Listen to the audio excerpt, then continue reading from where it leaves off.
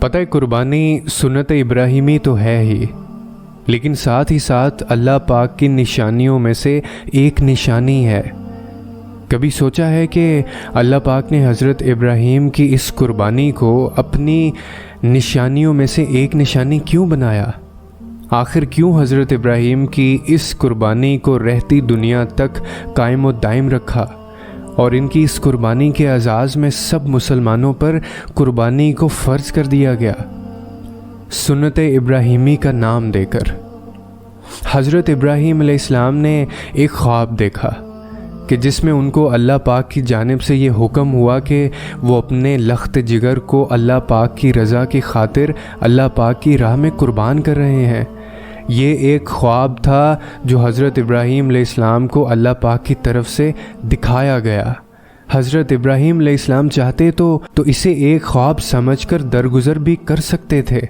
مگر نہیں، انہوں نے اپنے خواب کا ذکر اپنے بیٹے حضرت اسماعیل سے کیا۔ تو جواب میں حضرت اسماعیل نے یہ نہیں کہا کہ بابا آپ اپنے ایک خواب کی بنیاد پر اپنے لخت جگر کو قربان کرنا چاہتے ہیں، بلکہ ان کے بیٹے کا جواب یہ تھا کہ اے میرے والد محترم، آپ کو اللہ پاک کی طرف سے جو حکم ہوا ہے آپ اللہ پاک کے حکم کو پورا کیجئے۔ اللہ نے چاہا تو قریب ہے کہ آپ مجھے صابرین میں سے پائیں گے۔ دونوں باپ بیٹے نے اللہ پاک کے فیصلے پر اتفاق کیا اور اف تک نہ کی، اور نہ ہی اللہ پاک سے دربار میں کوئی عرضی کی، نہ کوئی گزارش کی۔ باپ نے خواب دیکھا اور بیٹے نے کہا کہ اس خواب کو آپ حقیقت میں بدل دیجئے، انشاءاللہ اگر اللہ پاک نے چاہا تو ہمیں وہ صابرین میں پائے گا۔ تو پھر جیسے ہی حضرت ابراہیم علیہ السلام نے اللہ پاک کے اس فیصلے کی تکمیل کی تو نہ صرف اللہ پاک نے انہیں ان کی اولاد واپس کی، بلکہ ساتھ ہی ساتھ ان کی اس قربانی کو رہتی دنیا تک قائم رکھا، اپنی نشانیوں میں سے ایک نشانی بنا دیا، اور دین اسلام کا ایک اہم رکن بھی۔ جانتے ہیں اللہ پاک نے حضرت ابراہیم علیہ السلام کو اتنا بلند مقام عطا فرمایا اور ان کی آزمائش کی تکمیل پر انہیں اتنا زیادہ کیوں دیا؟ اس کا جواب قرآن مجید کی اس آیت سے مکمل واضح ہو جائے گا کہ اللہ تعالیٰ فرماتا ہے کہ اور جان رکھو کہ تمہارے مال اور تمہاری اولاد حقیقت میں سامان آزمائش ہیں، اور اللہ کے پاس اجر دینے کے لیے بہت کچھ ہے۔ دنیا میں سب سے بڑی آزمائش ایک انسان کے لیے اس کی اولاد ہوتی ہے،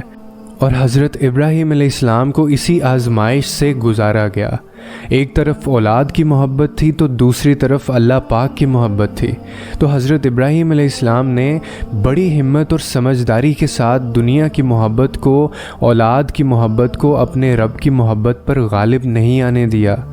بلکہ اللہ پاک کی محبت جو حضرت ابراہیم علیہ السلام کے دل میں تھی دنیا کی محبت پر غالب آ گئی۔ اور حضرت ابراہیم علیہ السلام کی قربانی اس بات کی دلیل ہے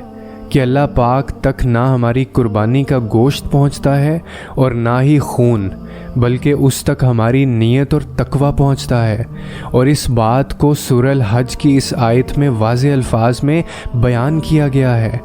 نہ ان کے گوشت اللہ کو پہنچتے ہیں نہ خون، مگر اسے تمہارا تقوی پہنچتا ہے، اور حضرت ابراہیم علیہ السلام کی قربانی بھی اسی بات کا ثبوت ہے۔